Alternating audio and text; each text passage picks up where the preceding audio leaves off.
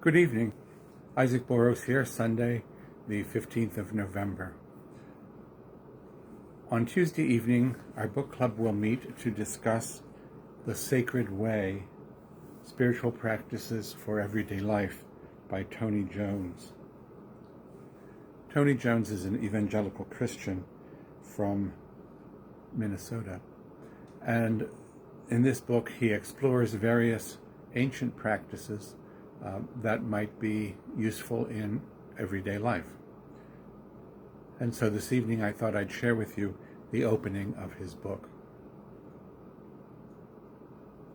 Quoting from Thomas à Kempis, "Old habits are hard to break, and no one is easily weaned from his own opinions.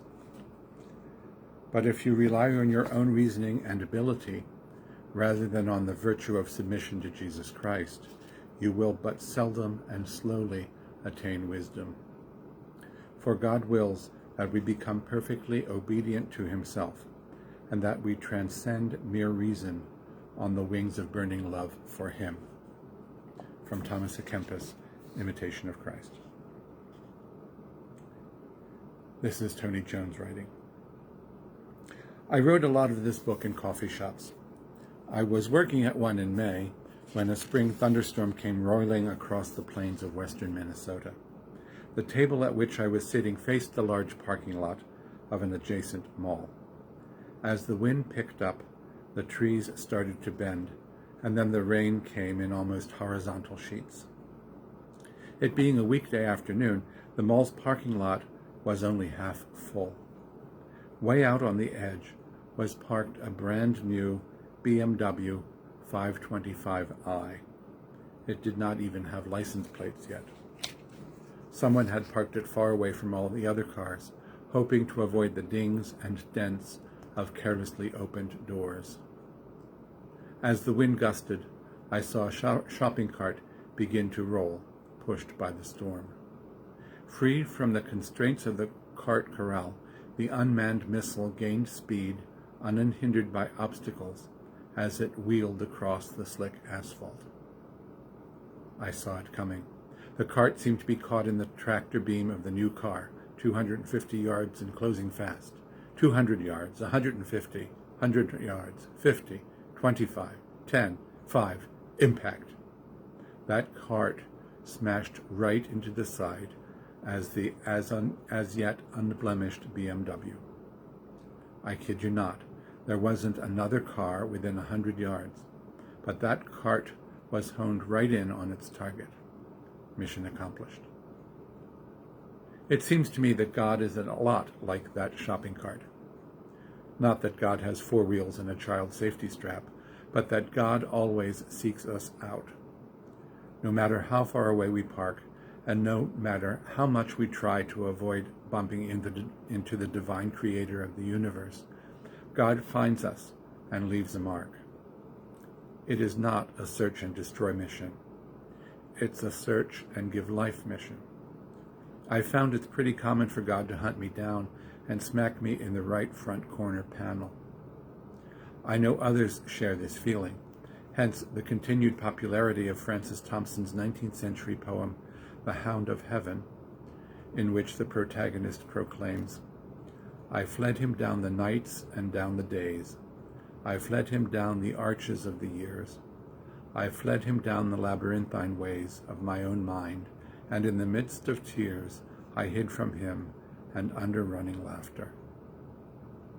And yet, love pursues with an unhurrying chase at an unperturbed pace, and a voice proclaims, "Naught shelters thee, who will not shelter me." Love wins. God wins, hounding the poem's protagonist toward the gates of heaven, never giving up, in spite of attempts to outrun him. Now, this is a poem, not a theological statement. It would be fairly silly to assert that one can't ignore God. In fact, it hardly needs to be stated that of the 6 billion people on this planet, a pretty hefty number disregard God completely. But for a lot of us, Francis Thompson's poem articulates something significant. We have this nagging feeling that God is following us around, and nudging us to live justly and expecting us to talk to him every once in a while. I guess I'm one of those people, one of those whom God is constantly nagging.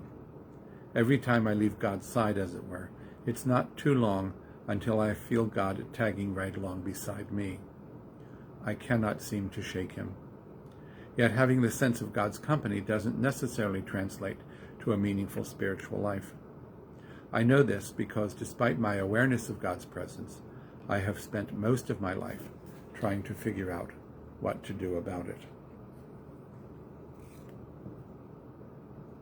Mr. Jones spends the next 200 pages or so discussing various ways to make one's spiritual life richer. He concludes his book this way, the final word. Thomas à Kempis has been our guide throughout this exploration of ancient spiritual practices, and return to him one more time for a word of encouragement as we pursue the sacred way.